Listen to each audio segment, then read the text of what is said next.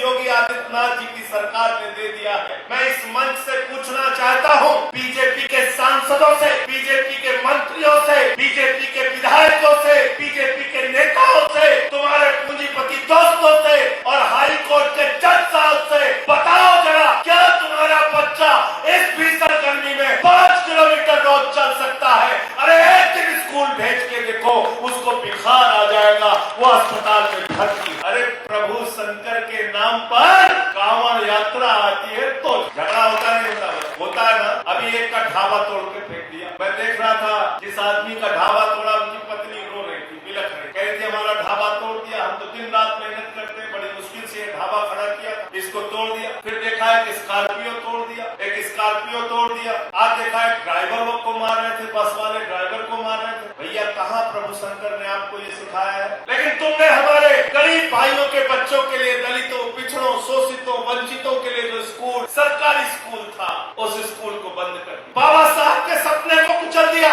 क्या कहा था बाबा साहब डॉक्टर भीमराव अम्बेडकर जी ने? उन्होंने कहा था शिक्षा शेरनी का वो दूध है जो जितना पिएगा उतना दहाड़ेगा।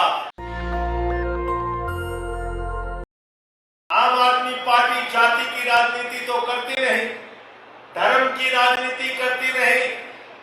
ये संदेश गोरखपुर की धरती से जा रहा है, ये संदेश पूर्वांचल की धरती से जा रहा है।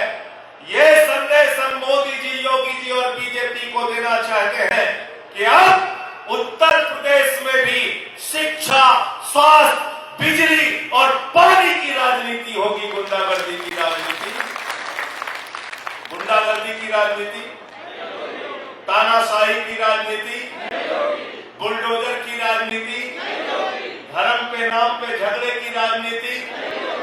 तो ये साफ संदेश इस जगह से हम लोग उत्तर प्रदेश की सरकार को और मोदी जी को, क्योंकि ये कहते हैं हम डबल इंजन की सरकार, ये एक इंजन नहीं कहते, हम डबल इंजन है। तो डबल इंजन की सरकार ने क्या काम किया है आपको पता है? अभी हम लोग लड़ाई लड़ रहे हैं इस बात की, 26,000 सरकारी स्कूल जहां पे आपके मासूम बच्चे पढ़ते थे, वो 26,000 सरकारी स्कूल मेरे मित्रों इन लोगों ने बंद कर दिया। और अभी उत्तर प्रदेश के अंदर 27,000 सरकारी स्कूल फिर से बंद करने जा रहे हैं। 5,000 सरकारी स्कूलों को बंद करने का आदेश योगी आदित्यनाथ जी की सरकार ने दे दिया है। और आम आदमी पार्टी का कार्यकर्ता, वो चाहे हमारे अनुराग मिश्रा हो या विनय पटेल, वो चाहे राजेश यादव हो या इमरान लतीफ, वो चाहे सवाजीत सिंह हो या नीलम यादव, हमारे एक एक कार्यकर्ता हैदर भाई से लेके और सोमेन ढाका से लेके और विवेक जैन से लेके हृदय चौधरी तक, सारे प्रांतों के अध्यक्ष, सारे जिला अध्यक्ष, सारे कार्यकर्ता गांव गांव में जा रहे हैं और कह रहे हैं हम स्कूल बंद नहीं होने देंगे। हमारा नारा क्या है? क्या नारा दिया हमने? क्या नारा दिया? क्यों नारा दिया? क्योंकि मधुशाला खुल रही है। कितनी मधुशाला खुल रही है? 27,308। कितनी दुकान खुल रही है उत्तर प्रदेश में? 27,308। यानी दारू आपको मिल जाएगी 1 किलोमीटर की दूरी पे और आपका बच्चा स्कूल जाएगा 5 किलोमीटर, 3 किलोमीटर, 4 किलोमीटर की दूरी पे।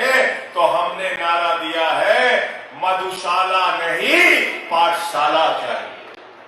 क्या चाहिए? क्या चाहिए?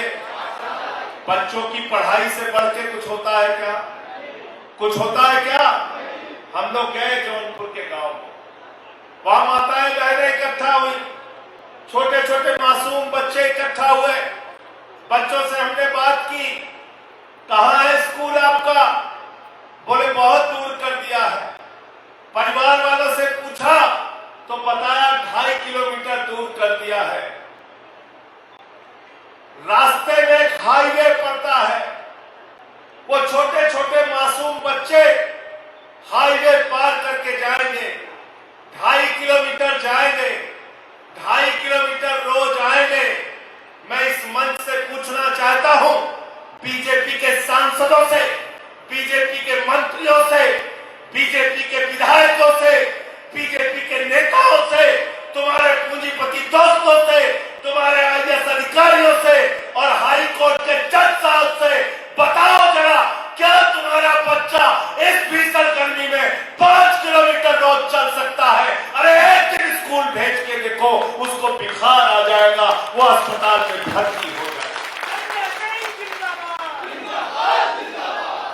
वो अस्पताल में भर्ती हो जाएगा। लेकिन तुमने हमारे गरीब भाइयों के बच्चों के लिए, दलितों, पिछड़ों, शोषितों, वंचितों के लिए जो स्कूल, सरकारी स्कूल था, उस स्कूल को बंद कर दिया। बाबा साहब के सपने को कुचल दिया। क्या कहा था बाबा साहब डॉक्टर भीमराव अम्बेडकर जी ने? उन्होंने कहा था, शिक्षा शेरनी का वो दूध है जो जितना पिएगा उतना दहाड़ेगा। तुम नहीं चाहते दलित दहाड़े, तुम नहीं चाहते गरीब दहाड़े, तुम नहीं चाहते पिछड़े दहाड़े, लेकिन आम आदमी पार्टी चाहती है। हम उनको मजबूत करेंगे। तुम्हारे खिलाफ, तुम्हारी तानाशाही के खिलाफ, तुम्हारी सत्ता के खिलाफ उनको लामबंद करने का काम हम करेंगे। करना नहीं करना बताओ? करना है नहीं करना है? जाके देखना उनको।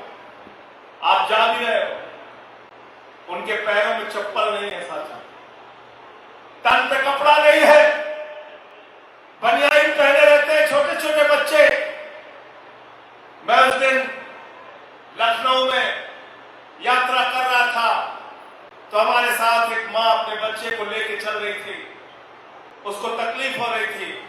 मैंने उस बच्चे को अपने हाथ में लिया, लेकिन जब मैंने उसको अपने हाथ में लिया तो ये मैं महसूस कर रहा था कि अगर आज इस मां की जगह मेरा बच्चा होता और मुझे 2.5 किलोमीटर जंगल पार करके बंदरों के बीच में अपने बच्चे को भेजना पड़ता, तो मैं मुख्यमंत्री हो चाहे अधिकारी हो, उनके चेहरे पे कालिख लगा देता, लेकिन कभी भी स्कूल बंद नहीं होने देता। जज साहब, आपने फैसला दे दिया बंद होता है स्कूल, तो होने दो, चिंता मत कीजिएगा। मैं अनुरोध करना चाहता हूं हाई कोर्ट के जज साहब से, जाइए गांव में और उनकी तकलीफ को देखिए, जिनके स्कूल बंद किए गए हैं। आपसे क्या कहा जाता है?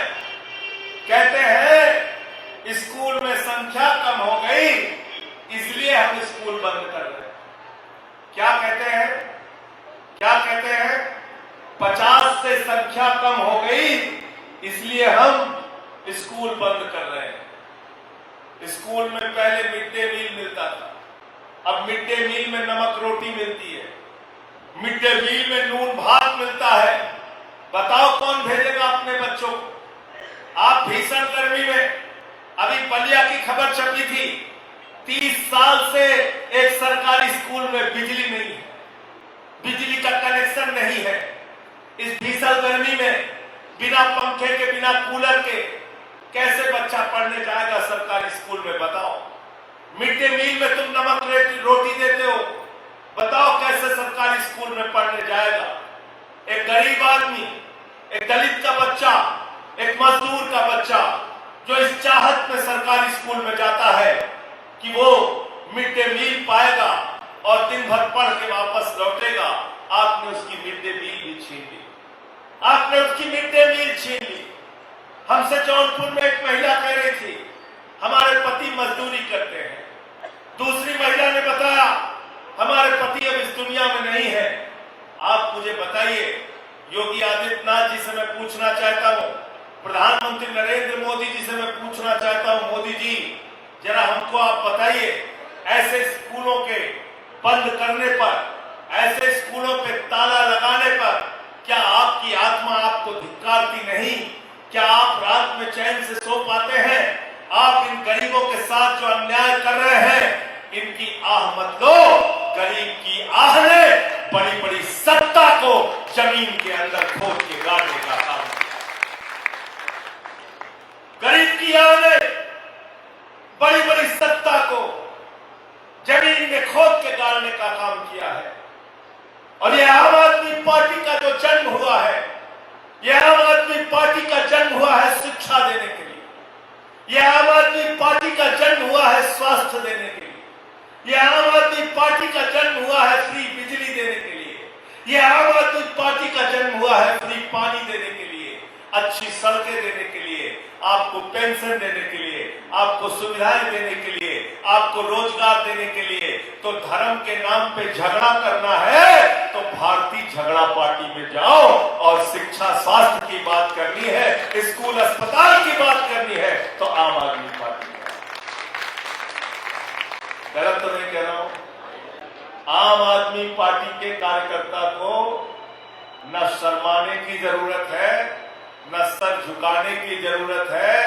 जब भी जाना सीना तान के लोगों के सामने कहना, हमने दिल्ली में 10 साल काम किया, हमने पंजाब में 10 साल काम किया, हमको काम के नाम पर वोट चाहिए, स्कूल अस्पताल चाहिए तो आम आदमी पार्टी के साथ आइए, फ्री बिजली चाहिए तो आम आदमी पार्टी के साथ आइए, धर्म के नाम पे झगड़ा चाहिए तो भारतीय जनता पार्टी के साथ जाइए।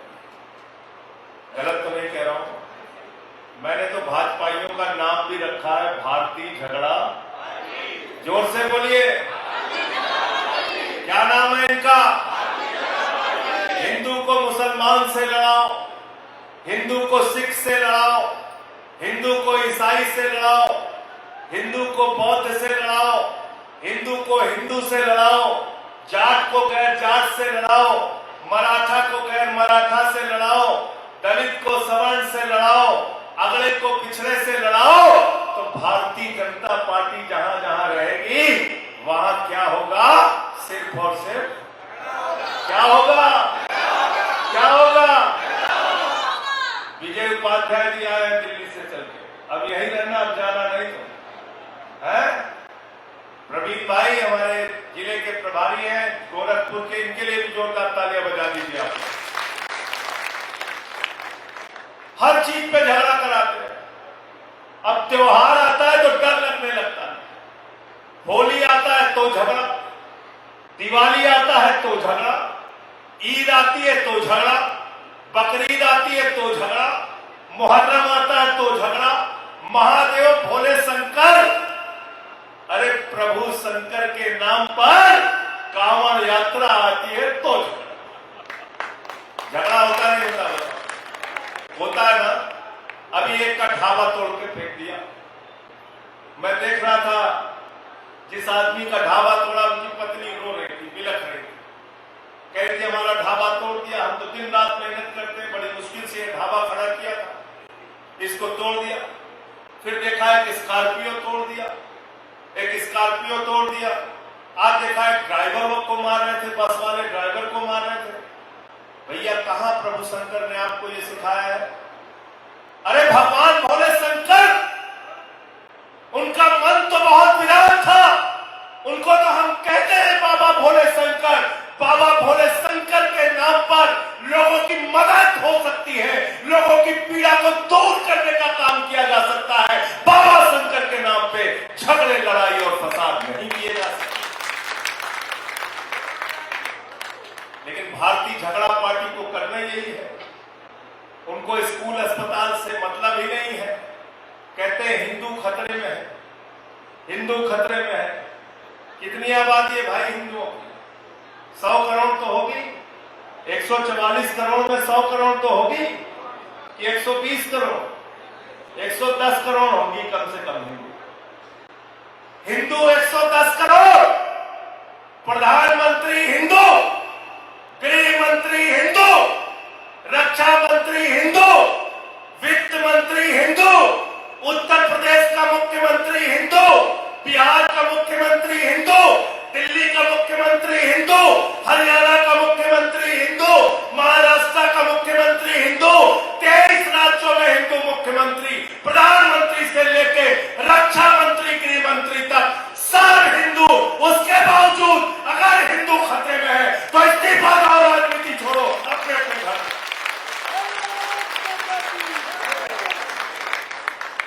गलत तो नहीं कह रहा हूं? सब तुमको दे दिया, अभी भी खतरे में हम ही हैं, अभी भी हम खतरे में हैं। तो अपने अपने घर जाओ, इस्तीफा दो।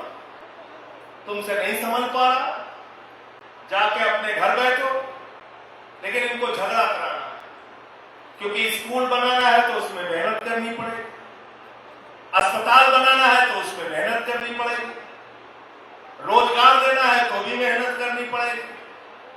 लेकिन अगर धर्म के नाम पे झगड़ा कराना तो कोई मेहनत नहीं करनी, खाली भड़काऊ भाषण देना है। अरे भाई हम तो कपड़े से पहचान लेते हैं, अरे भाई ये मुसलमान ऐसे होते हैं, ये सिख ऐसे होते हैं, ये ईसाई ऐसे होते हैं, ये दलित ऐसे होते हैं, और किसी के सगे नहीं है, याद रख लेना। बहुत सही बात कही जनक प्रसाद जी ने यहाँ पे, ये किसी के सगे नहीं है। 80% हिंदुओं की आबादी को हिंदू नहीं मानते। ये इनकी विचारधारा के पोषक लोग हैं, जिन्होंने यादव कथावाचक की चुटिया काटने का काम किया, पेशाब पिलाने का काम किया। हम निंदा करते हैं, भर्त्सना करते हैं ऐसी घटनाओं का। ये सभ्य समाज में, हिंदू समाज में कतई इसकी इजाजत नहीं है, और अगर ऐसा होगा तो हम इसका विरोध करेंगे। आप हिंदू राष्ट्र की बात करते हो, तुम्हारे हिंदू राष्ट्र में कौन है? भागवत जी हैं। हिंदू राष्ट्र में कौन है? कौन है आपके हिंदू राष्ट्र में? योगी जी हैं। आपके हिंदू राष्ट्र में कौन है, जरा आपको बताओ। इस राम मंदिर का, प्रभु श्री राम के मंदिर का शिलान्यास होता है, शिलान्यास का पत्थर रखा जाता है, भारत के प्रधानमंत्री आते हैं, उत्तर प्रदेश के मुख्यमंत्री आते हैं, उत्तर प्रदेश की राज्यपाल आनंदीबेन पटेल आती है। मैं पूछना चाहता हूं, उस समय देश के राष्ट्रपति श्री रामनाथ कोविंद जी थे। मुझे बताओ, रामनाथ कोविंद जी को मंदिर के शिलान्यास में क्यों नहीं बुलाया गया? इसलिए कि वो दलित समाज से थे। मंदिर का उद्घाटन हुआ, उत्तर प्रदेश के मुख्यमंत्री जाते हैं, उत्तर प्रदेश की राज्यपाल जाती है, लेकिन देश की राष्ट्रपति श्रीमती द्रौपदी मुर्मू जी को नहीं बुलाया गया। नेशनल दस्तक की आपसे गुजारिश है कि अगर इसको बचाना चाहते हैं तो नेशनल दस्तक को सब्सक्राइब करने के लिए रेड कलर के सब्सक्राइब बटन को दबाएं, फिर बेल आइकन की घंटी दबाएं। नेशनल दस्तक को बचाने के लिए बहुत जरूरी है कि हर खबर को शेयर करें, लाइक करें, कमेंट जरूर करें।